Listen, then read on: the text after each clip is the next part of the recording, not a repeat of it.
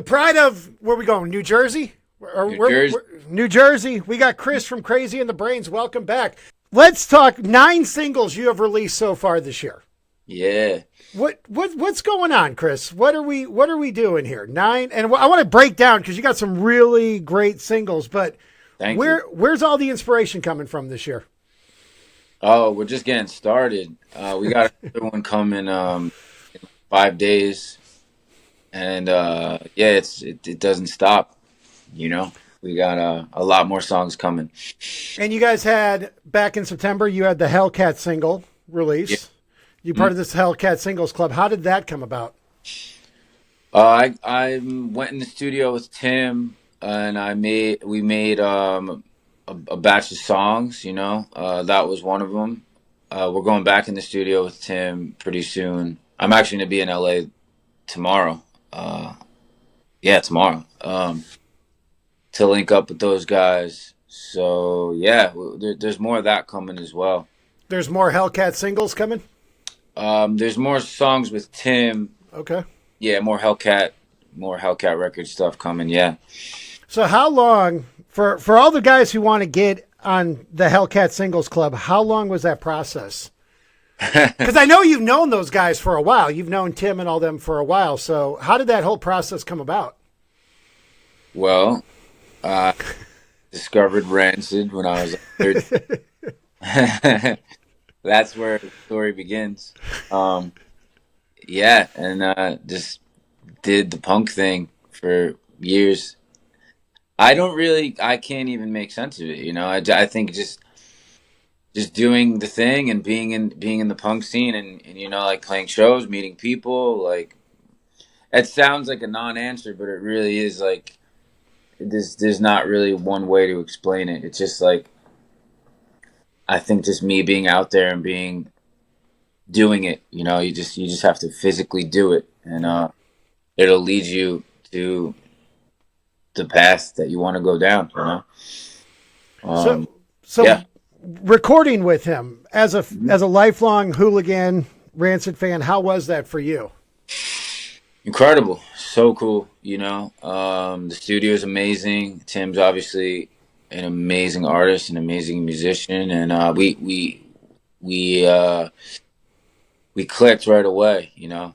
I think most of the people that I've worked with like that, like Tim or Eugene or from Gogo Bordello or like the Bouncing Souls, anyone I work with or we work with musically, you know, like we're coming from like a similar place, and like we have similar ideas and values, and you know, obviously Tim's from the West Coast, I'm from the East Coast, but there's a lot of common grounds, and I think we have a shared agenda, you know. So like when we actually linked up, and when we do link up, it's kind of effortless, you know. And I think that comes from, you know, like just pursuing what feels good and what feels right, you know, not Right. just kind of trying to make moves because you think, oh, business wise, this is gonna mean this and that. You gotta, when it comes to music and art, you gotta follow your heart and follow your gut. So like I work with people that I genuinely fuck with, you know, and I Right. genuinely have an appreciation and a respect for. Like, I have a lot of respect for Tim and Rancid and Hellcat and Epitaph and Brett Gurewitz and all that. So it's all genuine, you know. So the working part was easy. That was, dude, we have such a great time. It's effortless. So last time I talked to you, you told me that the guys from Bouncing Souls gave you some vocal warm up techniques. Yeah. Being in the studio with Tim and those guys, did you learn anything new? What? I mean, because is Tim still drinking the 2 espressos and the coffee? Does he do the 2 espresso shots and the coffee still? There was some coffee. Yeah. What did I learn? I learned a lot, you know. Well, I think one of the most valuable things that has been really powerful is the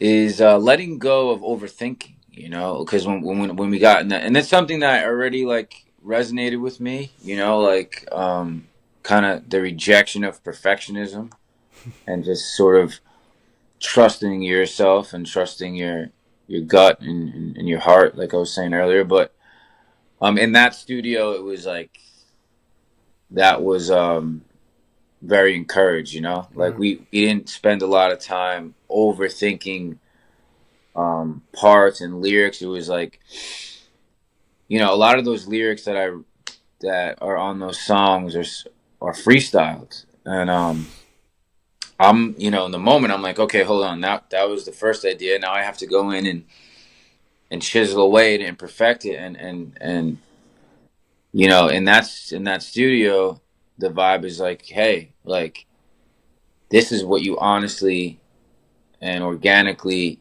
had to say. This is unfiltered. Like this is the most real. This is the most powerful. You don't need to go in there and perfect it, you know.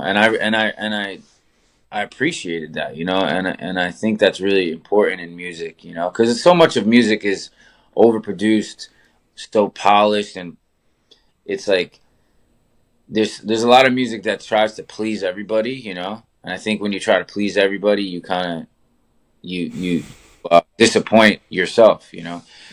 So yeah, that was pretty powerful, you know, tapping into that, you know. So, and you guys are in December going out with the Casualties for a pretty extended tour. You're Yeah. you're gonna Oh, you're gonna be around Nashville. You're just not. I mean, Chris, what have I done, dude? What have I done to you? You're going to Birmingham and Kentucky and St. Louis. How is this? Are you guys going to be playing a lot of the new singles on the tour? Do you make a set list for the tour, or do you just come up with something every night? um, so we're actually rehearsing tonight. So we're gonna figure all that tonight. We have a rehearsal in Brooklyn.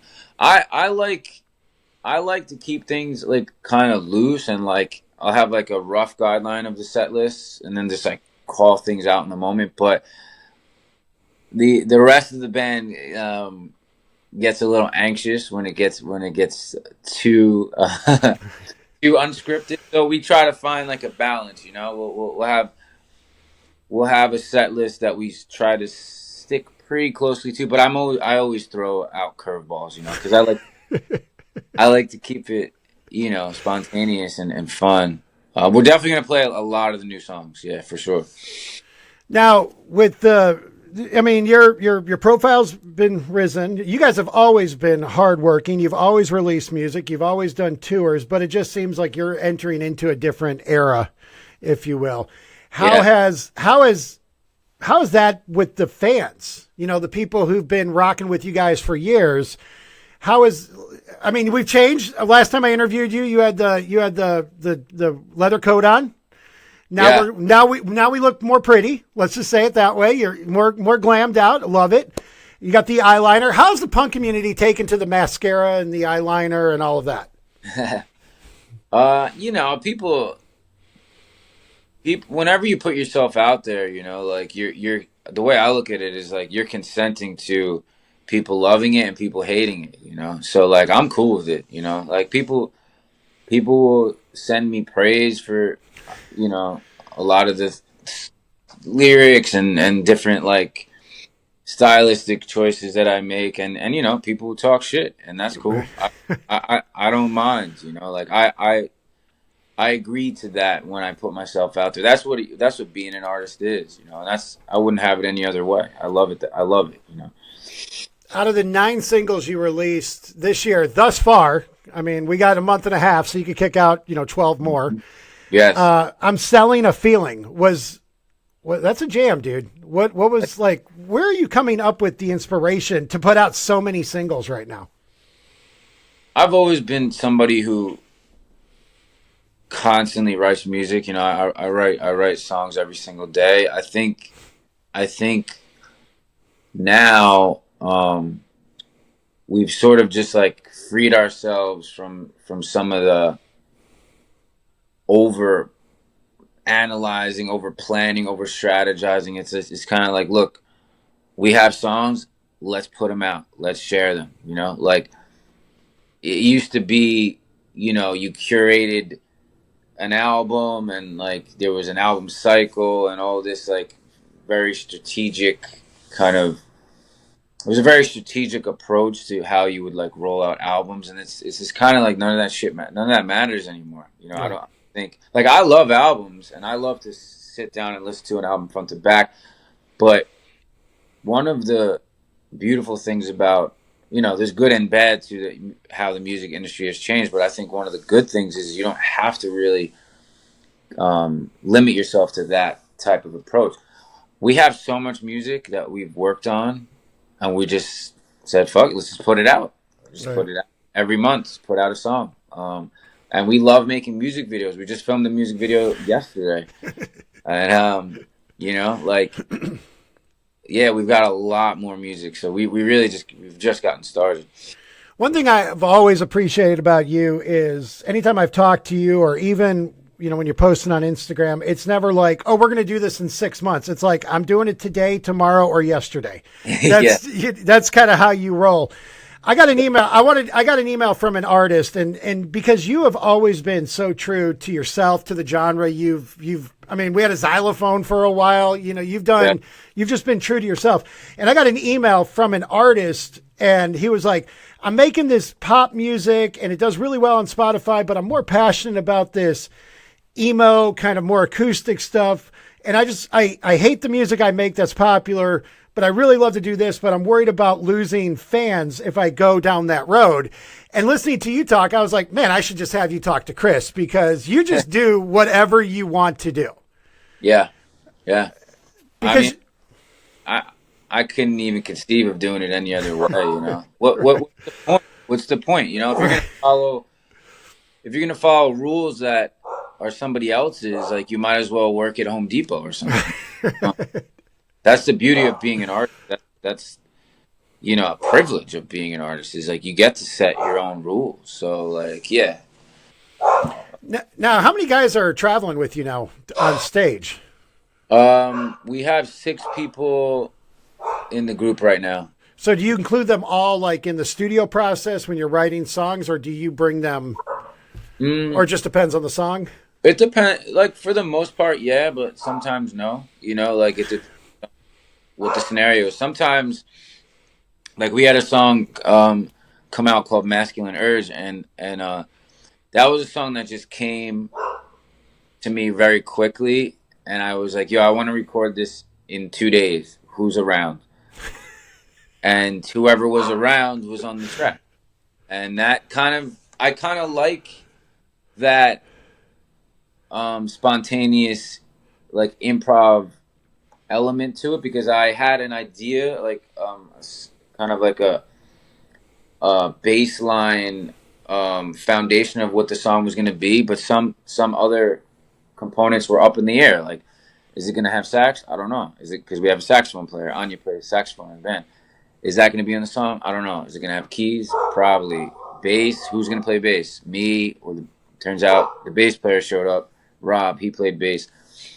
But that keeps it fun, you know. And yeah, um, for the most part, we tour with the full 6 piece, but it changes sometimes, you know.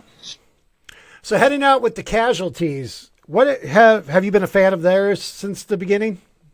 Oh yeah, Casualties were a big band for me coming up in New Jersey because they were a band that were very accessible and they were always playing shows either in New Jersey or New York or Philly or we would their shows were all ages too. So like I was like 14, 15 or whatever. Like I saw that band a lot coming up, and some of those guys lived in Jersey City, so I would see them around town, and they were like celebrities to me, you know. So like years later, like getting to know them and playing music with them is like, dude, like it's kind of crazy. People think of it as weird because like obviously we're not like street punk, but like I grew up on that, Right. street punk. People don't know. Like in high school, I had 3 mohawks. Like my interpretation of the way the music I make sounds different, but all that stuff, those same influences are in my music. Whether everyone can like necessarily pick up on it or not, I don't know. But But I love all that stuff, you know. So I'm stoked to be touring with the Casualties. I'm honored. That's the one thing about punk, and it's like this in different genres as well, but there are those purists who think that punk is a certain, you got to look this way, you can only listen to this type of music, you got to live this way. When really it's just kind of about an expression. You know, when, like when I've, you know, when we were, like I mentioned the Drowns earlier, when they played here in Nashville, you know, they're more oi, and people would be looking at me like, why am I there? And I'm like, dude, I was in this before you were born, man. You know, Right. like just because I don't have a mohawk anymore or whatever. And I think that that's where you have never fallen into that trap that you have to be quote unquote punk or you got to do it this way. Like I can't praise you enough for the past that you've just created yourself. You did it. Like there's Thank you. nobody else in that, and you're doing your type of punk. To be honest with you. Yeah. And No, I think it's awesome. I appreciate that. Yeah, I mean, it means a lot to me. You know, punk culture raised me. So I'm not really. I'm very proud of my version of it, and anyone else's opinion that disagrees with it is their business. I could care less. You know. So now that the touring schedule has picked up and you guys are doing more dates and stuff like that, how do you stay healthy on the road? That's actually very important to me. I'm pretty disciplined and strict about um, some of the rituals that I have. You know, well, we always stay stocked with a case of water because staying hydrated for me is like so important for my voice, more so than anything else. Like, um, and then every morning I have to eat a pretty solid breakfast. It gets annoying because I'm like one of those people. If I don't eat, like I become a pain in the ass. You know. So I'm always like 9 a.m. Like, okay, we got to stop at Whole Foods. We got to stop at whatever. Even if we're late, like I don't care. Like I'll be late for sound check if it means I can get like a smoothie and granola or something. And then just working out. Like uh, some tours, it's been easier than others to like stay diligent about working out every day. When we hit like the warmer weather, like we go to the West Coast, it's like easier for me to get a workout in every day because even if there's like no gym accessible, I'll just go outside and do push-ups and I'll run or whatever.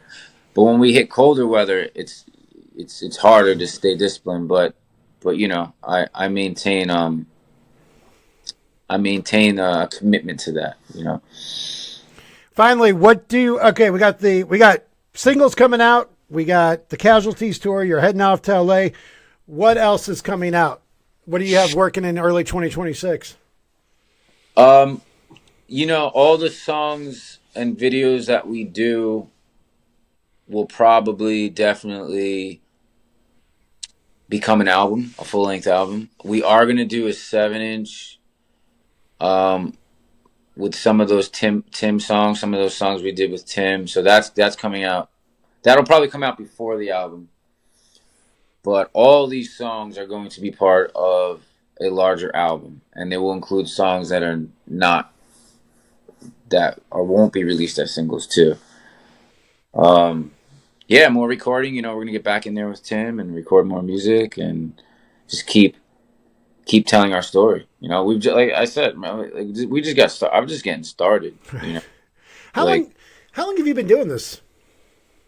I mean, really, since I was in like 15, but I mean, like probably a little over 10 years. Um, I've had like I've probably said this before. I've had like 20 lineups. Because I started on my as just me. I was just me playing acoustic guitar, and then we added people in and out, in and out. But it's been an evolution, and for me, that's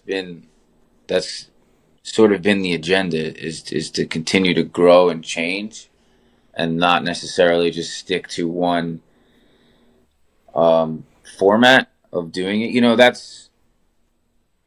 There's a lot of bands that do it that way, and they're great at it. I think that's kind of harder to do, to like do the same thing over and over and Right. over. I'm sort of just going with how I feel in the moment. So that's why, the albums continue to change, the lineups change, the instrumentation changes, but that's what excites me. And I was gonna. Oh, I had so. You just said something. I was gonna play off of that, and I'll just. You know what? What is it? CrazyInTheBrains.net, right? That's the website. You pretty much handle all of your Instagram social media. You're pretty the driving force behind all the content and everything. Yeah, the social media is me. Mm-hmm. Okay. Well, Yeah. I don't know. Maybe I'll come to Birmingham, Alabama, and I do want to let you know.